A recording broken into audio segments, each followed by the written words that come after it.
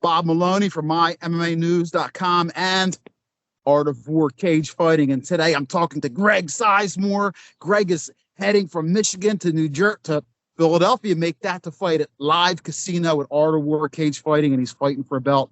Greg, this is the first time we got to talk, so before we get into all that stuff, how you feeling, my man? It's awesome to talk to you. Nice to meet you. I'm feeling great, man. I'm excited to come put a show on for the Philly fans, man.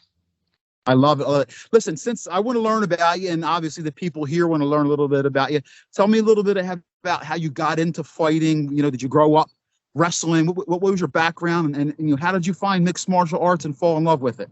I grew up actually playing football and baseball. I played football in college, and then after college, I played a little semi-pro football, and I blew my knee out twice. I really wasn't built to work a 9 to 5. That really wasn't my thing. So I started becoming a personal trainer. And then I found MMA. I found jiu-jitsu when I was 26. So I found it kind of later in life. And I just fell in love with the process, man. The amount of time and effort that you have to put into something. And this was way back in 2011. I'm 39 now. And, I still love every minute of it. I love training, 3-4 hours a day, putting in that grind. It's not like any other sport. There's no days off. You have to constantly keep evolving, and there's new stuff coming out, new techniques that you have to learn. You have to keep up on everybody else's game. This is the kind of game where if you don't evolve, you get left behind.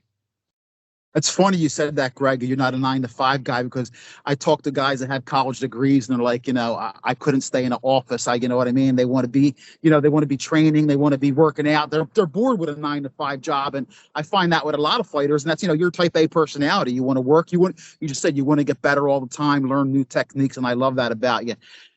Talk to me a little bit about, listen, you're obviously you're a professional. You've been fighting for a while now. You've been in the sport. Art of War Cage Fighting calls you. Did you do any background? You're fighting Earl Trouble Small. Did you do any background?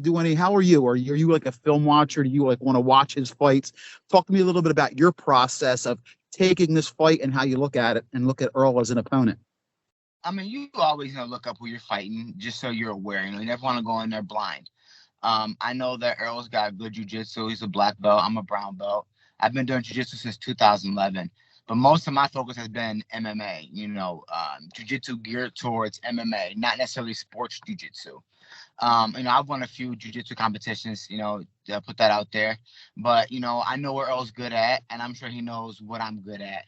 I think this is going to be an interesting fight, man. I think we're both would rather be on the ground maybe, but, I do have some KO and TKO victories throughout my career. And I had some submission victories as well. But I leave most of the film watching now to my coaches, to my MMA coach and to my boxing coach. They come at me with, hey, let's work on this and let's put this kind of game plan. I'm not a big game plan guy. I'm more of an opportunity guy. Like, I'll take what presents itself to me. Awesome. Well, listen, I'm a food guy, but I've been like cutting back, losing weight. So let's talk a little bit about food. After you make your weight cut and you weigh in, what's going to be your go-to meal that night? I had to talk about food because I can't eat it. You know what I mean, Greg? I usually like to go to, like the light pasta with ground turkey, some venison, chicken, white rice. One of my favorites to eat after weigh-in is chocolate chip protein pancakes, man.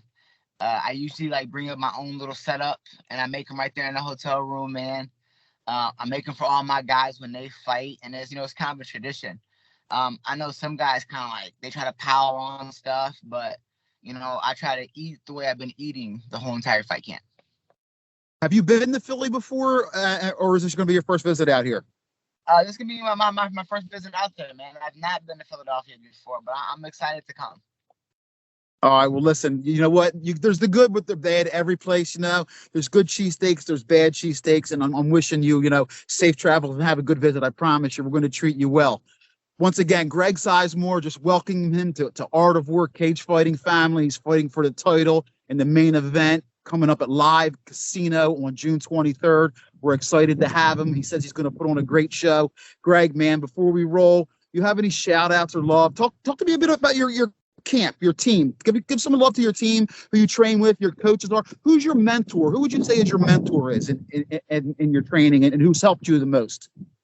I mean, I've had a lot of mentors, but the person who helps me the most is my wife, man. You know, she keeps me calm. She keeps me level-headed. You know, she makes sure that I'm focused, you know, that I'm doing what I'm supposed to do. You know, I just don't train, but I also coach a bunch of guys as well. You know, my coach Jason Fisker, he's a second degree black belt here in Michigan. My boxing coach Leon, he just got back from nationals. He took a bunch of guys down to Golden Gloves. I'm sorry, Golden Gloves. He's got a couple of pro boxers. And all my teammates, man, you know, it's we're not a big group, but we rally around. Hey, 12, listen, 13 of us, and when it's we come together. hey, listen, you don't need to have a big circle as long as it's tight. You know what I mean? And that's what it sounds like you got over there.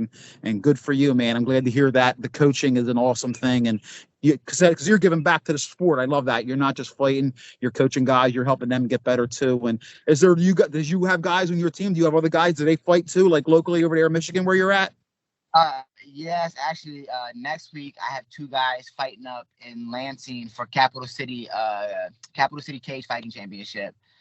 They're fighting up there. Two of my young guys, 20 years old, you know, real excited. And then next month in July, I got two guys fighting for WXC in Southgate, Crystal Gardens.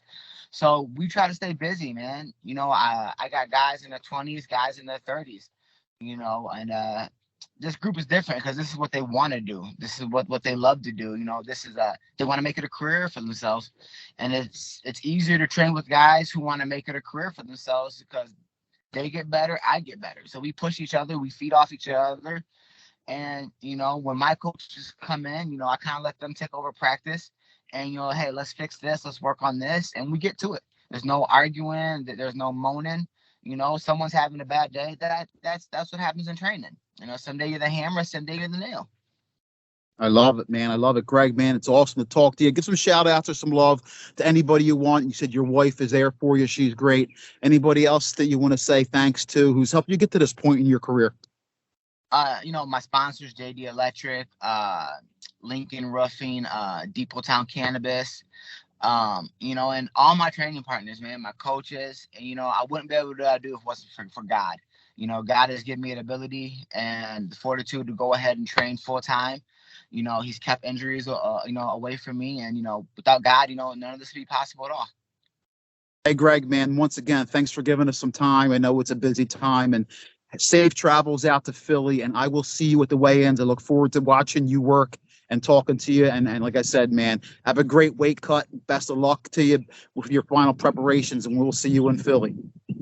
Thank you, boss. I'll see you later. See you down there.